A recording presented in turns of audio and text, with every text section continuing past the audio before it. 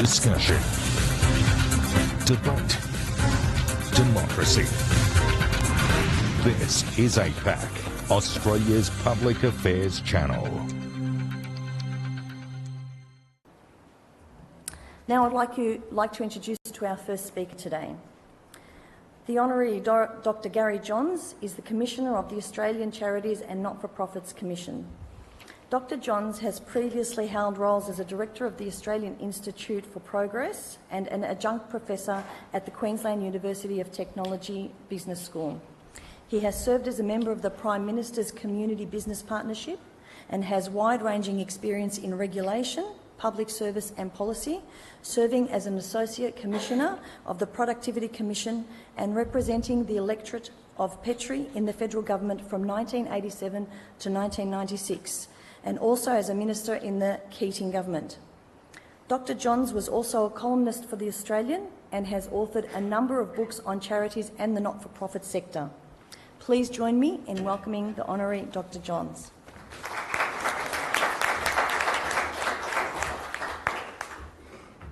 Thank you, Gloria, and thank you for your kind invitation.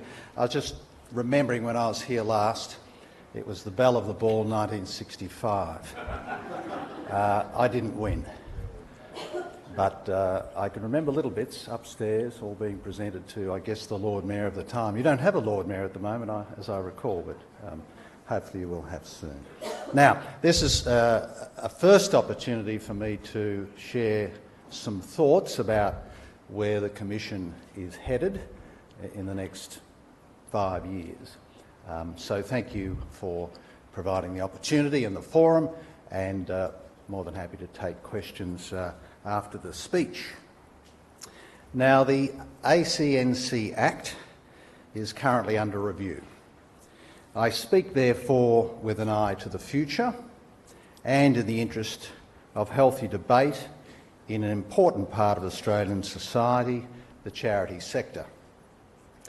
As a regulator, among other things, my job is to provide information to help the public understand the work of the charity sector and to support the transparency and accountability of the sector. The information I provide may also drive change in the sector to ensure that more of the charity dollar fulfils its purpose. The advantage of taking charge of the Commission at this time is that I inherit a mature agency with 5 years of experience and 5 years of data. I intend to use that experience and data to good effect. I intend to place as much data as possible into the hands of donors so that they can help drive the sector to greater efficiency and effectiveness. There are numerous pathways to better regulation of the charity sector, and each has limitations. Legislation and the common law may be powerful instruments to clarify, as examples, the definition of government entity or activities that charities can and cannot undertake while maintaining purpose, but these are slow instruments of change. Similarly, a dedicated accounting standard for charities and national acceptance of a single definition of charity would be big reforms, but they too are slow. Now, not forsaking these important instruments and debates, what can we use now to effect some change beneficial to charity? I believe the best way is to place data, which by law I gather from charities, in the hands of the public. It's up to the public, donors, members, volunteers and taxpayers, to decide what it wants to do with the data. I want to share with the public the regulation of charities by lowering the cost of finding relevant data. The reason for placing data in the hands of the public is to improve the market for charitable intentions, that is, to help drive every charity dollar further. Some are uncomfortable with the concept of a charity market. In giving to a cause, donors buy assurances from charities that they, the charity, will do as they say. The charities use images and data to sell their wares, to save a child in Africa, to rescue a stray dog, to save the planet. Donors buy those assurances. To me, that is a market. In this market, does a donor know whether one provider could do a better job than another? If donors had better information, would donors switch? A recent US study suggests they might. The study found that if they had evidence of better performance, about 14% of donors might switch from their current charity. Donors reported that the most important pieces of information were, quote, how the organisation would use the donation and the amount of good it would do. A recent Australian survey suggests that Australian donors too might respond to better information. Some 48% of those who do not presently give indicated that better information on how the money would be spent would influence their future giving. In another Australian survey, approximately 70% of respondents answered that it was highly important for a charity to disclose 3 pieces of information: donation use, proportion spent on the cause, and outcomes achieved. And further, 57% of donors strongly agree that they trust charities that are transparent about how they use their resources. Now, not all donors will change their donating habits when presented with better metrics, but some will, and their choices may create a better market. Most donors want to know how much of their dollar hits the mark, whether that mark is efficiency or effectiveness or whatever they value. We know, however, that few donors are willing to pay for the information. Our challenge is to lower the cost of accessing the right metrics. Now, so far, the Commission has been able to provide the market with a geography lesson. The Charities report, for example, describes the landscape of charities, mainly size, type and location. But it does not help a donor decide which charity is best. The Charity Register, for example, is a valuable tool to find a charity you already know, to verify its registration and some of its characteristics. But it does not help a donor compare charities that operate with the same purpose or administer to the same people or causes.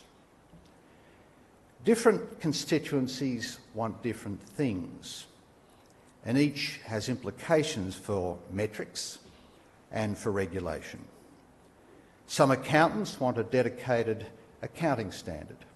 Some lawyers want a nationally accepted single definition of charity. Some fundraisers want a national regulatory framework for fundraising. These changes would enable comparable metrics and, incidentally, reduce regulation.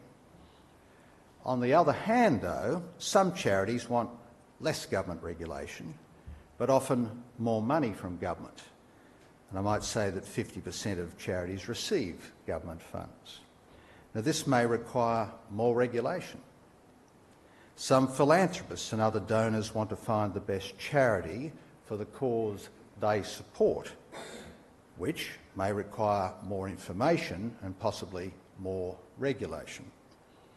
And some academics want measures of charity impact, which requires more information and possibly regulation. So, how do I fulfil these wishes and fulfil the objectives of the ACNC Act and not blow the budget? Well, here are my 4 starting points.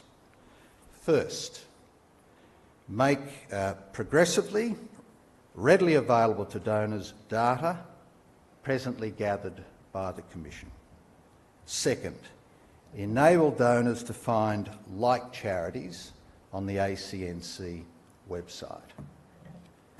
Third, refine data to ensure donors can make valid comparisons of charity performance. Now, at present, if donors had the time and money, they could use existing data to compare charities. But much of the data, for example, on financial performance, is not comparable. Fourth, seed questions that donors could ask of responsible persons to ensure that they are considering their purpose and their activities. For example, we could ask if a board has contracted a fundraising company and whether it has disclosed the terms of the contract to members. I would report the answers, that is, just the yes or no answers. I would not have any role in setting fundraising standards or publish the contracts. Until now, the ACNC has concentrated on the small numbers, approximately 3,000 registrations and a handful of revocations following investigation each year. This work must continue, but 55,000 charities submit an annual information statement. It's this data that should be shared with the broadest number of people in a way that may assist their decisions. Now, is the desire to share data consistent with the objects of our Act? Well, the simple answer is yes. The more complex answer rests with the search for measures that might breathe further life into our objectives or objects. Now, the ACNC Act has 3 objects: to maintain public trust and confidence, to support a robust, vibrant, independent and innovative sector, and to promote reduction in regulatory obligations. In a submission to the 5-year review of the Act, I've suggested 2 new objects be inserted around the effective use of resources and accountability. The suggested new objectives are the same as those for the Charities Commission of England and Wales. They are objectives, not powers. They would not give the Commission any new or more power. The powers of the Commission derive from the statutory definition of charity in the Charities Act and powers in the ACNC Act, which drive registration, standards of governance in the ANC regulations, which drive compliance, and data in the annual information statement. Now, apart from freeing my hand to inform the sector of decisions that I make, there's little else that I require in the way of new powers. I have no desire to run a charity. However, the Act states that the Commissioner must have regard to, quote, the maintenance and promotion of the effectiveness and sustainability of the not-for-profit sector, end of quote. Now, sustainability is an Alice in Wonderland word. It means different things to different people. To some it means getting a 3-year grant from government instead of a 1-year grant. To others it means running an efficient organisation regardless of sources of income. A recent Community Council of Australia paper argued the case for mergers and collaboration, also known as acquisitions, on the grounds of sector efficiency and effectiveness. In a second paper on the best use of assets, they called out lazy balance sheets. Is anyone suggesting that the sector should not seek to be efficient and effective? The new objects would serve to remind the sector that as much of the donor dollar should be used to to achieve its purpose. This is a matter of the performance of charities in a market. There is the express intention of Object 2 to enlighten the public about all manner of descriptors: robust, vibrant, independent and innovative. And the second object is laudable, but it doesn't indicate how a regulator should proceed in support of the object. Is a vibrant charity sector one that has a great deal of merger and acquisition activity, or one where there's substantial turnover of charity personnel, or the average age of charities climbs or falls with time? In what sense is the sector independent when government is the principal payer? Save the Children Australia Chief Executive Officer Paul Ronalds wrote recently, quote, that 10 new organisations are created each business day. To put it simply, there are too many. Donors are growing tired of being hassled by endless charities with similar causes, end of quote. One observer from an Australian survey suggested that government should say, quote, enough is enough. You must ensure there's no other organisation in Australia that's doing what you're doing, end of quote. Well, it's most unlikely a government would ever do such a thing, but better information might help. If mergers and acquisitions are a sign of dynamism, as Ronalds has suggested, there appears little of it in the charity market. Since December 2012, only 400 charities in Australia have voluntarily revoked their registration with the Commission because of a merger or an acquisition. We intend to undertake, in conjunction with RMIT, a survey of registered charities to find out how many charities have considered mergers and reasons why these have or have not proceeded. Donors might drive dynamism if they had a way of searching like charities. And when they do, they are bound to ask the obvious question: which one is best? A robust suggests strength. It's sometimes linked to capacity development. But whose responsibility is capacity development? Is this a call for more government support, or should more able people take over from less able people? Discussion and measurement of each of these objects may enlighten the perennial debate around the question, what is the right number of charities? And by the way, the answer lies somewhere between 1 and 24 million.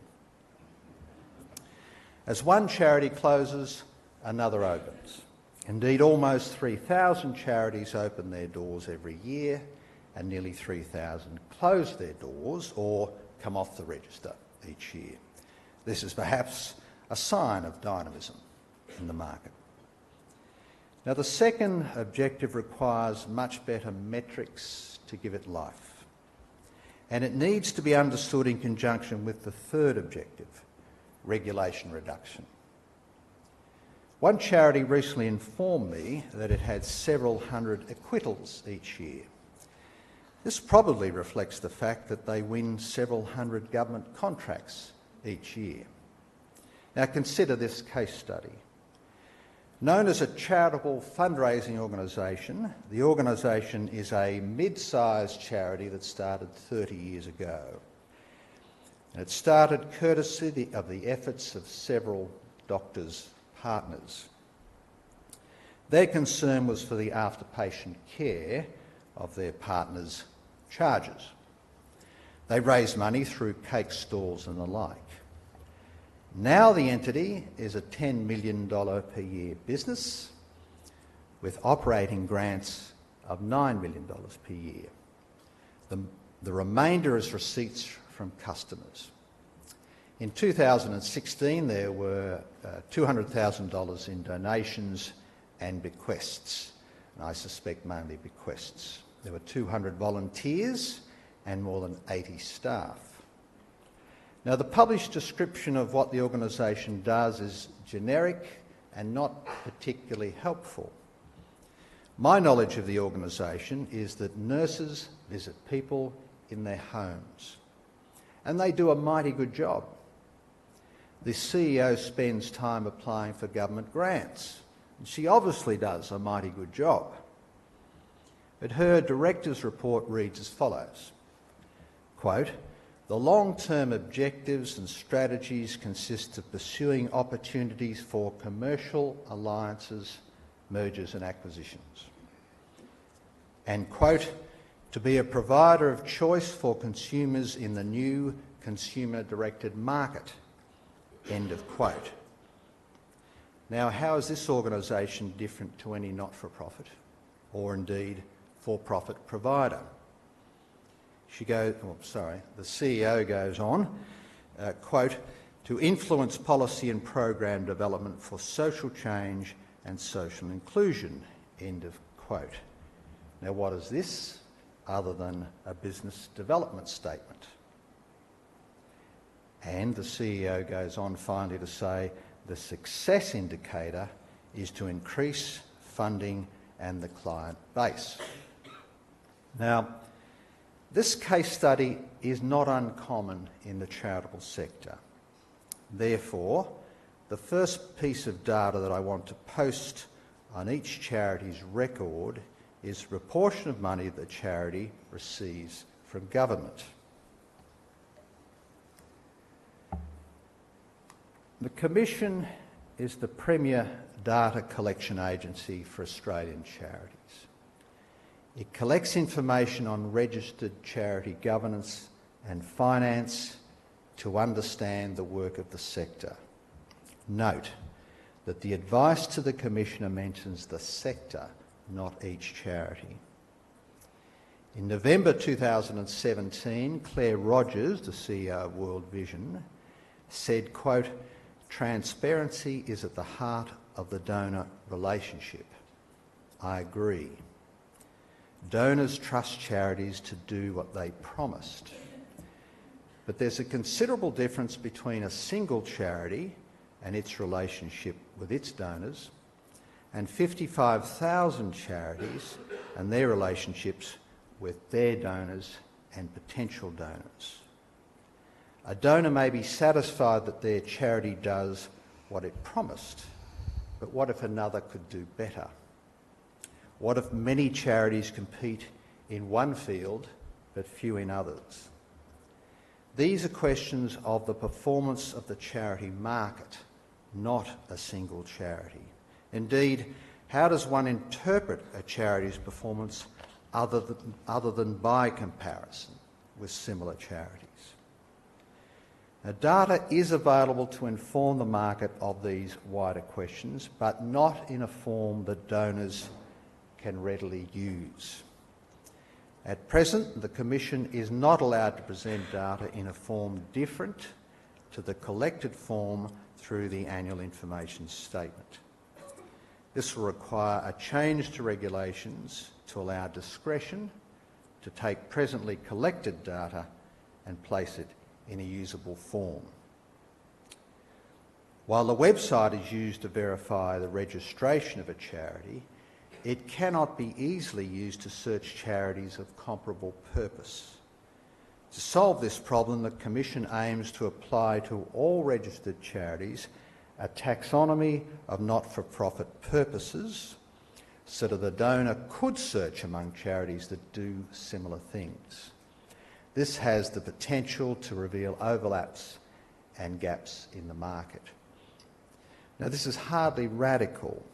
It is possible now to compare like charities and charity financial performance. The data is published on our website. Few do such work, however, because it's too inaccessible and inaccurate. Perhaps it's just as well because the indicators of what charities actually do and the people or things they assist and how are not clear. And the lack of uniformity in accounting standards means that financial data cannot be fairly compared. A fit-for-purpose accounting standard of reporting for Australian charities, such as the UK's standard of recommended practice, or New Zealand's specific accounting standards, would give the Australian charity market an important tool for transparency. There is some progress on that front. For example, income for not-for-profit standard will be mandatory beginning 2019. Further development, however, is a matter for the Australian Accounting Standards Board. The National Standard Chart of Accounts and Data Dictionary would help unify the way in which small and medium charities, especially, account for their transactions. While all government agencies have agreed to use it in their requirements of charities, and about 10% of mainly grant-funded charities use it, the complete rollout to the class of charities is some years away. What the Commission can do is use financial data that it gathers through the annual information statement to better effect. Publication of simple, comparable data may stimulate the development of a standard of practice for the sector. Simple metrics can be used to stimulate debate. Whether they can be as powerful as the holy grail measures, such as how much of the donation was used for purpose or what was its impact, is debatable, but the AIS-based measures can at least be done soon. While the AIS can be used to lead debate on better use of resources, governance standards and financial disclosure are designed to seek out or indeed prevent misuse of resources. The object of the governance standards system is to provide a minimum level of confidence that registered entities meet community expectations about managing their affairs and the use of public money, volunteer time and donations. Risks associated with the governance standards are matters such as private benefit, fraud, tax evasion, money laundering, harm to beneficiaries, and disqualifying purposes such as political advocacy or illegal activity. The primary sources of a complaint are the public, persons in a charity, other government agencies, media, and employees and beneficiaries. Now, it costs a great deal to investigate compliance breaches. In 2017, the Commission revoked the charity status of 26 organisations following investigations into their activities and operations. This was a 30% increase compared to 2016. Since the Commission was established, it has revoked the charity status of only 59 organisations following investigations. If I were to double the resources to compliance, the numbers would remain small.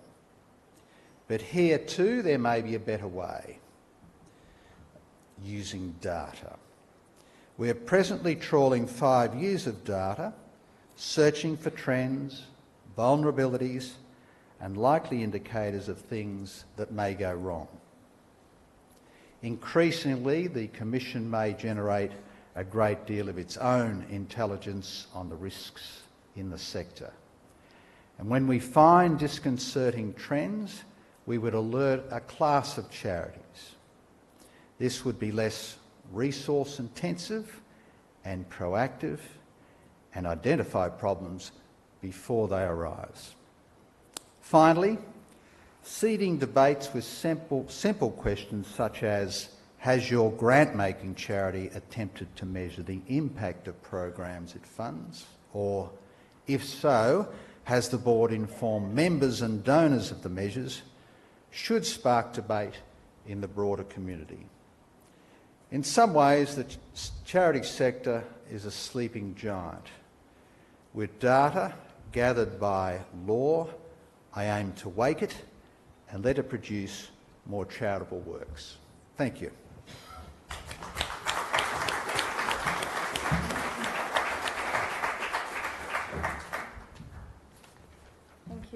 Dr. Johns. We have 5 minutes now to take any questions. Yes, at the back there. We do have roving mics. If you just wait, someone will come with the microphone. Please. Yes, thank you for that. I just want to ask a question in relation to social enterprises. Sorry, you'll have to speak up. Sorry. Social enterprises. Thank you. With the growth of the not-for-profit and charities now looking at social enterprises as a way of earning income. Sorry, you'll have to speak up. We can't hear you. Just bring the microphone a bit closer. Is that Thank you. is it better? Yeah, That's much better, thank you. Yeah, the not-for-profit sector and charities are more and more looking at social enterprises as a way of getting income. You mentioned just the government side of income. Is this part of any data collection that will look at whether social enterprises, a so-called hybrid model, would be looked at? Well, we're aware, of course, of the growth of social enterprises, and it's a rich experiment. And to the extent that these are registered charities, they'll come onto the register. Now, if there are subclasses that people have a particular interest in, I'd actually encourage you to come and have a talk to us, because we do have the ability at very little cost to ask questions of the sector, 55,000 emails, and if it helps not us but donors and supporters better explore the sector and help them in their decision making, then our doors are open. We should get into a discussion about that and see if we can help explore that sector or subsector. Any other questions? Dr. Johns, you mentioned in your speech about review of what is a government entity. Can you just expand on your thoughts in that regard? Well, I'm going to cheat here. It's not my thought, it's the Law Council of Australia's thought. They and many others have a concern about the definition of a government entity and whether or not some of these entities are in fact charitable, and they'd like to have the matter tested in a court of law. And the point I was making is there are any number of aspects of legal definition of charities that could well do with heading off to court, but it's a very slow process.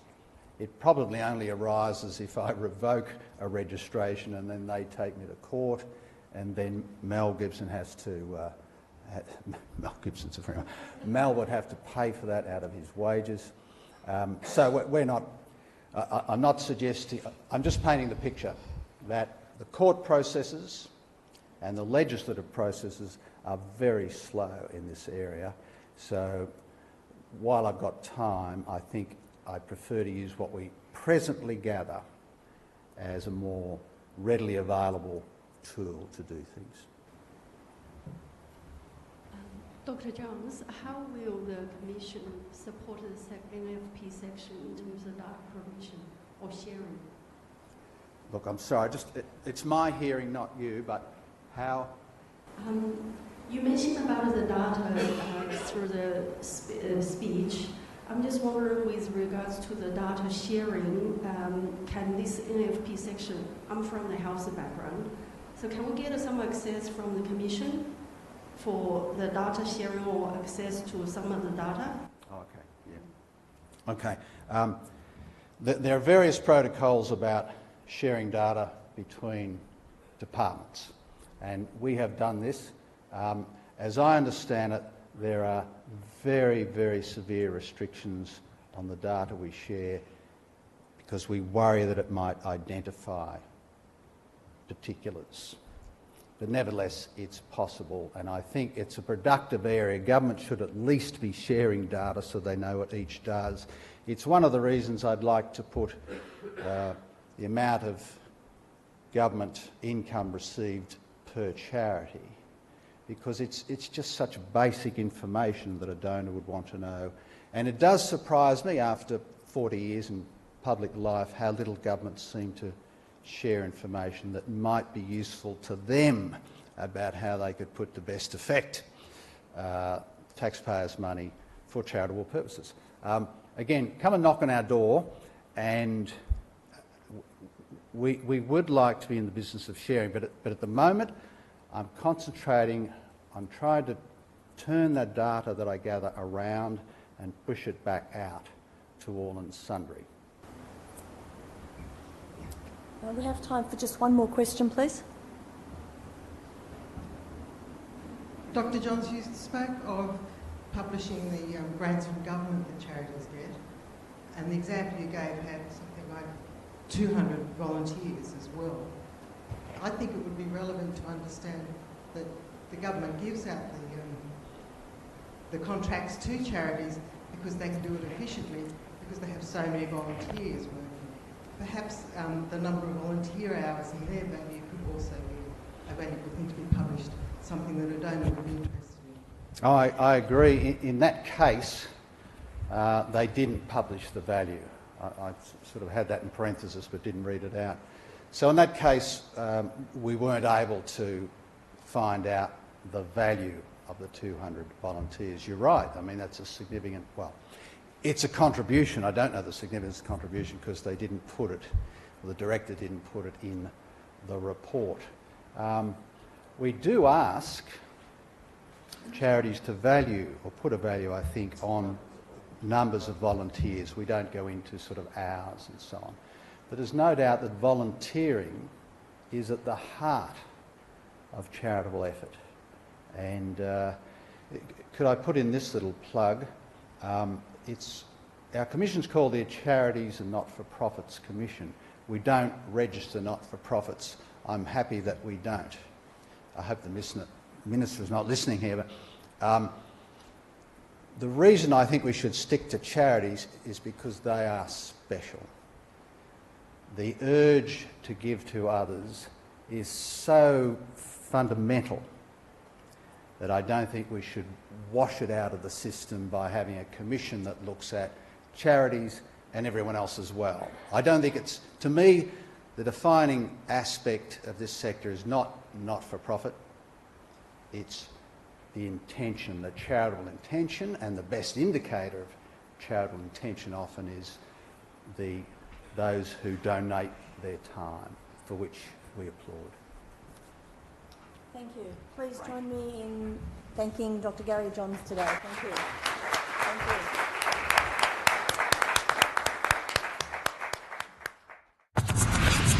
you. Educate.